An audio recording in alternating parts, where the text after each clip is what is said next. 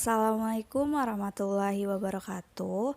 Balik lagi di Cermatika. Video kali ini akan membahas tentang kaidah pencacahan. Untuk kaidah pencacahan itu sendiri artinya suatu kaidah yang digunakan untuk menghitung semua kemungkinan yang dapat terjadi dalam suatu kejadian. Contohnya dalam penyusunan nomor kendaraan bermotor sebagai identitas kepemilikan kendaraan.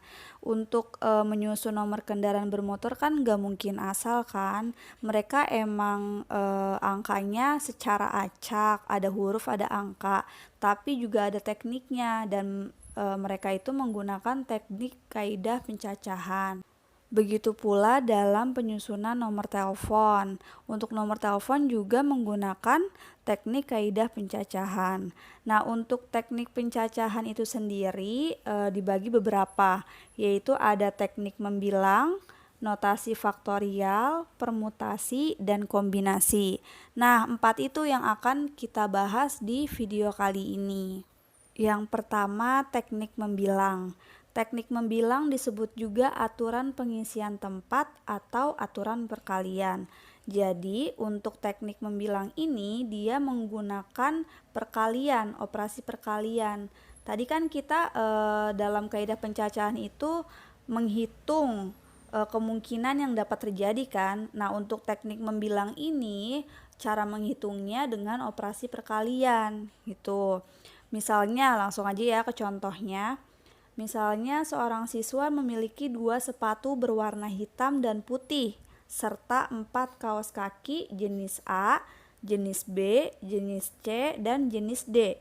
Nah, jika siswa tersebut akan menggunakan pasangan sepatu dan kaos kaki yang dimilikinya, tentukan banyak pasangan sepatu dan kaos kaki yang dapat terjadi. Lagi-lagi kita mau menghitung semua kemungkinan yang dapat terjadi kan. Bisa aja siswa ini pakainya sepatu warna hitam tapi kaos kakinya jenis C, ya kan. Bisa jadi juga pakai sepatu warna hitam tapi kaos kakinya jenis D. Nah, ini kan harus dipasang-pasangkan kan. Nah, ada berapa pasang gitu antara kaos kaki dan sepatu yang terjadi. Kemungkinan yang terjadi tuh ada berapa gitu. Nah, sebenarnya di sini ada 2 cara. Untuk cara yang pertama bisa menggunakan tabel seperti ini. Jadi yang atas itu jenis kaos kakinya, jenis kaos kaki A, B, C, dan D. Kemudian warna sepatu yang ke bawah tuh ya, warna hitam dan warna putih. Nah, ini masing-masing kita pasangkan. Untuk yang warna hitam, sepatu warna hitam kita pasangkan dulu dengan kaos kaki jenis A, ya kan? Itu yang pertama nih, kemungkinan pertama yang terjadi. Lalu kemungkinan kedua yang terjadi bisa aja dia pakai sepatunya warna hitam tapi kaos kakinya yang jenis B, ya kan? Itu kemungkinan yang kedua. Terus kemungkinan yang ketiga, sepatu hitam pakai kaos kaki jenis C, ya kan? Terus kemungkinan yang keempat, sepatunya warna hitam, kaos kakinya jenis D. Nah, kemudian yang putih juga sama seperti itu, dipasangkan masing-masing dengan kaos kaki yang ada ya, dengan sepatu warna putih. Nah, setelah dipasangkan kemungkinan-kemungkinan yang terjadi tersebut, ternyata di sini ada berapa kemungkinan? Ada 8, ya kan? Nah, untuk cara mudahnya atau cara cepatnya berarti menggunakan operasi perkalian. Tadi kan teknik membilang itu sendiri aturan pengisian tempat atau aturan perkalian, ya kan? Berarti menggunakan operasi perkalian. Tadi sepatunya warna hitam dan putih ada 2. Terus jenis kaos kakinya ada 4, berarti 2 dikali 4, hasilnya 8. Jadi ada 8 kemungkinan, ya kan, antara sepatu dan kaos kakinya gitu. Nah, itu untuk yang cara tabel silang. Untuk yang cara lainnya bisa seperti ini nih, diagram pohon.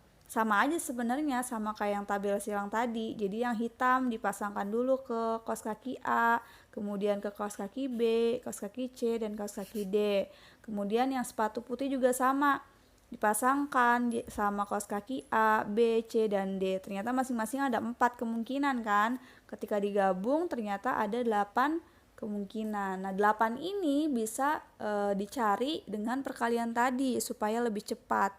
Nah, cara perkalian tersebut biasanya digunakan untuk soal-soal pilihan ganda. Kalau misalkan soalnya esai, biasanya tetap harus menggunakan cara, ya, karena biasanya kalau esai kan pakai cara aja tuh udah dapat poin gitu. Jadi kalau esai tetap pakai cara seperti ini, pilih salah satunya. Oke, lanjut yang ke berikutnya yaitu notasi faktorial. Nah, notasi faktorial itu sendiri disimbolkannya seperti ini. Jadi ada huruf N sama kayak tanda seru gitu. Nah, N-nya itu notasi yang seperti tanda serunya itu artinya faktorial. Untuk bentuknya itu sendiri seperti ini. Langsung aja kali ya ke contohnya biar paham kenapa itu ada N kurang 1, dan seterusnya. Misalnya 4 faktorial, ya, N-nya itu diganti 4 kan, 4 faktorial. Nah, berarti kan sama dengan, di situ kan N ya awalnya ya, berarti ditulis tuh 4, karena kan 4 faktorial nih, berarti sama dengan tulis 4, kemudian dikali N dikurang 1, berarti 4 dikurang 1 kan, jadinya 3, kemudian dikali N dikurang 2, berarti 4 dikurang 2 kan, jadinya 2, kemudian dikali 1. Pokoknya ini tuh kayak hitung mundur gitu loh. Jadi 4 kali 3 kali 2 kali 1 gitu. Berarti kan hasilnya 24, ya kan? Sama juga misalnya 5 faktorial, berarti sama dengan 5 dikali 4 kali 3 kali 2 kali 1. Seperti itu, hasilnya berapa? Kemudian lagi misalnya 8 faktorial. Berarti 8 kali 7 kali 6 kali 5 kali 4 kali 3 kali 2 kali 1. Seperti itu. Paham ya? Itu untuk notasi faktorial, dasarnya seperti itu. Misalnya nih, kalau misalnya ada contoh 10 faktorial dibagi 8 faktorial. Nah, ini kan harusnya yang atas itu kan 10 dikali 9 kali 8 kali 7 sampai kali 1, ya kan? Nah, kalau ada pembagian seperti ini jangan ditulis sampai 1, tapi ditulis sampai bilangan yang ada di bawahnya. Yang di bawahnya itu kan 8 faktorial kan? Berarti berhenti sampai 8. Jadi gini, sama dengan 10 dikali 9 dikali 8 faktorial. Nah, kenapa pakai faktorial? Karena sebenarnya kan masih ada lanjutannya lagi kan sampai 1, tapi kita berhenti di 8 faktorial karena sama dengan yang bawah, 8 faktorial. Ya kan? Berarti per 8 faktorial. Nah, misalnya ada yang nanya nih, kenapa yang bawah 8 faktorialnya enggak dikali juga sampai 1? Kenapa cuma 8 faktorial aja? Kenapa nggak 8 kali 7 kali 6 seterusnya sampai 1? Karena mau kita coret sama yang atas. Karena atas sama bawah sama-sama ada 8 faktorial, ini bisa dicoret habis ya kan? Nah, jadi sisanya cuma 10 dikali 9. Jadi hasilnya 90 gitu. Sebenarnya kalaupun kalian mau ngejabarin sampai 1, ya nggak apa-apa juga, cuma ngabisin waktu aja. Kalian nulis banyak, ujung-ujungnya dicoret juga semuanya dari 8, 7, 6, 5, 4, 3, 2, 1. Yang bawah juga seperti itu, sama-sama dicoret semua kan. Nah, daripada menghabiskan waktu, langsung aja berhenti di 8 faktorial itu gitu. Oke, paham sampai sini? Gitu, misalnya 12 faktorial per 10 faktorial. Nah, karena bawah atau penyebutnya ini 10 faktorial, berarti yang atas juga harus berhenti di 10 faktorial. Jadi 12 dikali 11 dikali 10 faktorial per 10 faktorial. Nah, sama lagi kan? Kalau sama kayak gini tinggal dicoret. Sisanya 12 dikali 11, yaitu hasilnya 132. Misalnya lagi ada contoh naik level nih. Yang atas 100 faktorial, yang bawah per 97 faktorial dikali 3 faktorial. Nah, penyebutnya ini kan ada 2 nih ya. Berhentinya sampai mana sih? Apakah sampai 97 faktorial atau sampai 3 faktorial? Nah, kalau seperti ini kita ambil bilangan terbesar. Berarti 97 faktorial kan? Nah, berarti yang atas 100 dikali 99 dikali 98 dikali 97 faktorial per 97 faktorial. Nah, 3 faktorialnya diapain sih? Nah, 3 faktorialnya ini karena nggak bisa dicoret, maka harus dijabarkan sampai 1. Jadi 3 dikali 2 dikali 1. Seperti itu. Nah, 97 faktorialnya dicoret sama yang atas. Kemudian, berarti kan sisanya 100 dikali 99 dikali 98 per 3 kali 2. Kenapa satunya nggak ikut? Karena kan satu nggak ngaruh kan. Jadi kita abaikan saja gitu. Nah, untuk yang 3 ini bisa kita coret juga nih sama 99. Ya kan, 99 bisa dibagi 3, yaitu 33. Kemudian 100 juga bisa dibagi sama 2 kan, jadi 50. Nah, berarti 50 dikali 33 dikali 98. Nah, hasilnya adalah 161.700. Seperti itu ya. Jadi itu konsep untuk notasi faktorial. Yang selanjutnya ada permutasi. Permutasi adalah banyak cara menyusun n unsur yang berbeda dalam urutan tertentu tanpa ada unsur yang diulang dari unsur-unsur tersebut. Nah, untuk permutasi ini kata kuncinya ada di kata berbeda atau tanpa ada unsur yang diulang. Biasanya permutasi ini memperhatikan urutan. Jadi kalau misalkan di soal ada kata berbeda, berarti menggunakan konsep permutasi ini. Oke? Nah, untuk permutasi itu sendiri dibedakan menjadi 3, yaitu permutasi dari unsur-unsur yang berbeda, kemudian permutasi yang memuat beberapa unsur yang sama, dan yang terakhir permutasi siklis ya. Jadi ada 3. Nah, sebelum saya jelaskan masing-masingnya, saya mau menjelaskan terlebih dahulu konsep permutasi itu sendiri. Nah, untuk simbol permutasi itu P ya. Jadi di sebelah kiri ada huruf N dan di sebelah kanan ada huruf R. Bacanya itu permutasi R dari N. Seperti itu. Nah, rumusnya itu sama dengan N faktorial per N dikurang R tutup kurung faktorial. Langsung aja ya, misalnya ada permutasi 2 dari 12. Berarti sama dengan angka yang paling besar ditaruh di atas, N-nya yaitu 12 faktorial per N dikurang R. Berarti 12 dikurang 2 tutup kurung faktorial. Jadinya 12 faktorial per 10 faktorial. Nah, ini menggunakan faktorial yang tadi ya. Jadi 12 faktorialnya ini kita urutkan dulu sampai ke 10 faktorial karena yang bawah itu 10 faktorial. Jadi seperti ini, 12 kali 11 kali 10 faktorial per 10 faktorial. 10-nya dicoret dua-duanya, kemudian sisanya 12 dikali 11, yaitu 132. Ini untuk konsep permutasinya. Nah, sekarang kita bahas satu-satu 3 jenis permutasi yang tadi ya. Untuk yang pertama yaitu permutasi dari unsur-unsur yang berbeda. Contohnya, dari angka-angka 1, 2, 3, 5, 7, 8, dan 9 akan dibentuk bilangan yang terdiri atas 4 angka yang berbeda. Di sini ada 7 angka ya.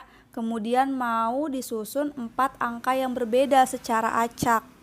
Tentukan banyak susunan bilangan yang terbentuk. Jadi di sini kan ada 7 angka, tapi mau disusun 4 angka yang berbeda, gitu kan.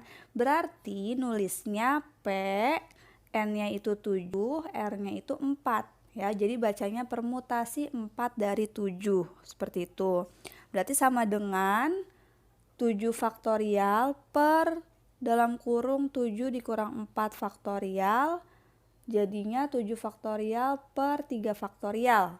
Ya, jadinya 7 dikali 6 dikali 5 dikali 4 dikali 3 faktorial per 3 faktorial. Atau seperti ini ya, sama aja. Ini diselesaikan sampai angka 1. Jadi dicoret 321-nya, sisanya 7 kali 6 kali 5 kali 4. Berarti hasilnya 840. Ini kalau menggunakan rumus permutasi. Tapi sebenarnya ada cara cepatnya. Karena tadi dia mintanya 4 angka yang berbeda, ya kan, mau disusun 4 angka. Kita sediakan dulu nih 4 kotak ya untuk 4 angka. Nah, tadi kan jumlah semuanya itu ada 7 angka kan? Berarti untuk bilangan yang pertama ini ada 7 kemungkinan dong yang bisa kita taruh di sini, ya kan? Antara angka 1, 2, 3, 5, 7, 8, dan 9. Nah, untuk angka yang kedua otomatis berkurang 1 dong, karena kan angkanya sudah dipakai 1 angka di depan, ya kan? Berarti sisa 6. Berarti yang selanjutnya juga sama, sisa 5, kemudian selanjutnya lagi sisa 4. Nah, tinggal dikalikan deh, 7 kali 6 kali 5 kali 4. Hasilnya 840 bilangan. Seperti itu. Selanjutnya permutasi yang memuat beberapa unsur yang sama. Contohnya, tentukan banyak susunan apabila ada 9 kelereng berdampingan yang terdiri atas 4 kelereng berwarna merah, 3 kelereng berwarna hitam, dan 2 kelereng berwarna putih. Nah, di sini kan ada warna yang sama kan, warna merah, hitam, dan putih. Berarti masing-masing ini dia difaktorialkan juga. Jadi seperti ini. P sama dengan, tadi kan jumlah seluruh kelerengnya 9 ya. Jadi 9 faktorial per yang berwarna merah 4 faktorial dikali yang berwarna hitam 3 faktorial dikali yang berwarna putih 2 faktorial. Nah, menggunakan notasi faktorial lagi ya. Kita berhenti di angka yang paling besar di dalam penyebutnya. Jadi 9 dikali 8 kali 7 kali 6 kali 5 kali 4 faktorial per 4 faktorialnya tetap ya, karena dia paling besar kan di bawah. Kemudian yang 3 faktorial dijabarkan jadi 3 kali 2 kali 1. Kemudian 2 faktorial juga dijabarkan jadi 2 dikali 1. Nah, kemudian ini 4 sama 4 bisa kita coret, ya kan? Tinggal sisanya dihitung deh, langsung aja ya. Jadi hasilnya itu 1260. Seperti itu. Siklis. Nah, untuk permutasi siklis ini merupakan permutasi melingkar. Rumusnya itu adalah permutasi siklis dari n, yaitu sama dengan n dikurang 1 difaktorialkan. Contohnya, 6 peserta rapat akan menempati kursi pada meja bundar. Tentukan banyak susunan posisi duduk yang dapat terjadi. Nah, jadi kalau misalkan ada soal yang unsurnya melingkar atau bundar, berarti dia menggunakan rumus permutasi siklis. Tadi rumusnya hanya dikurang 1 saja, kemudian langsung difaktorialkan. Berarti di sini ditulis P siklis dari 6, ya kan? Karena kan pesertanya ada 6 tadi kan. Berarti sama dengan 6 dikurang 1 difaktorialkan, yaitu 5 faktorial sama dengan 120 susunan. Seperti itu. Yang selanjutnya yaitu kombinasi. Kombinasi adalah banyak cara untuk menyusun n unsur yang berbeda tanpa ada unsur yang diulang dari unsur-unsur tersebut dan tanpa memperhatikan urutan. Nah, sebenarnya tadi kan ada kata-kata berbeda juga ya untuk kombinasi ini. Sedangkan di permutasi itu juga ada kata-kata berbeda. Nah, bedanya apa sih si permutasi sama kombinasi ini? Bedanya kalau permutasi tadi sudah saya jelaskan bahwa dia memperhatikan urutan. Sedangkan kombinasi ini dia tanpa memperhatikan urutan gitu. Nah, untuk kombinasi ini juga dibedakan menjadi 2, yaitu kombinasi dari unsur-unsur yang berbeda dan kombinasi yang memuat beberapa unsur yang sama. Nah, sebelum masuk ke perbedaan tersebut, saya jelaskan terlebih dahulu konsep untuk kombinasi. Ini untuk rumus kombinasinya ya. Jadi, kombinasi itu disimbolkan dengan C, kemudian kombinasi K terhadap N. Nah, rumusnya itu n faktorial per n dikurang k faktorial dikali k faktorial. Nah, syaratnya itu k-nya itu harus lebih kecil sama dengan n. Nah, beda kan sama rumus permutasi. Kalau permutasi tadi penyebutnya hanya dikurang saja, kalau ini dikalikan juga, seperti itu. Langsung aja ke contohnya, misalnya kombinasi 2 terhadap 100. Nah, jadi 100 faktorial per 100 dikurang 2 difaktorialkan dikali 2 faktorial. Jadinya 100 faktorial per 98 faktorial dikali 2 faktorial. Nah, ini balik lagi ke konsep notasi faktorial. Jadi, yang atas itu berhenti di bilangan penyebut yang paling besar, yaitu 98 faktorial. Jadi 100 dikali 99 dikali 98 faktorial per 98 faktorial dikali 2 dikali 1 ya, yang 2 faktorialnya dijabarkan.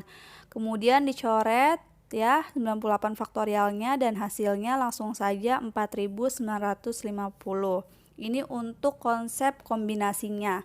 Langsung saja kita bahas yang kombinasi dari unsur-unsur yang berbeda. Contohnya, tentukan banyak kombinasi jika kombinasi 4 unsur diambil dari 15 unsur yang tersedia. Jadi, kombinasi 4 dari 15, yaitu sama dengan 15 faktorial per 15 dikurang 4 faktorial dikali 4 faktorial. Jadinya 15 faktorial per 11 faktorial, kemudian ini langsung saya jabarkan 4 kali 3 kali 2 kali 1. Kemudian seperti ini ya, kayak tadi seperti biasa berhenti di 11 faktorial karena di bawahnya 11 faktorial. Kemudian dicoret, 12 juga dicoret sama 4, hasilnya 3. 3 pun dicoret sama yang bawah dan 14 dicoret sama 2, dapatnya 7. Jadinya 15 dikali 7 dikali 13, hasilnya 1365, seperti itu. Lanjut yang terakhir yaitu kombinasi yang memuat beberapa unsur yang sama. Contohnya, seorang petani membeli 4 ekor sapi, 3 ekor kuda, dan 2 ekor kambing dari seorang peternak yang memiliki 6 ekor sapi, 7 ekor kuda, dan 10 ekor kambing. Berapa banyak cara petani tersebut dapat memilih hewan-hewan tersebut? Nah, jadi ini kan dia mau beli 4 ekor sapi dari 6 ekor sapi yang tersedia.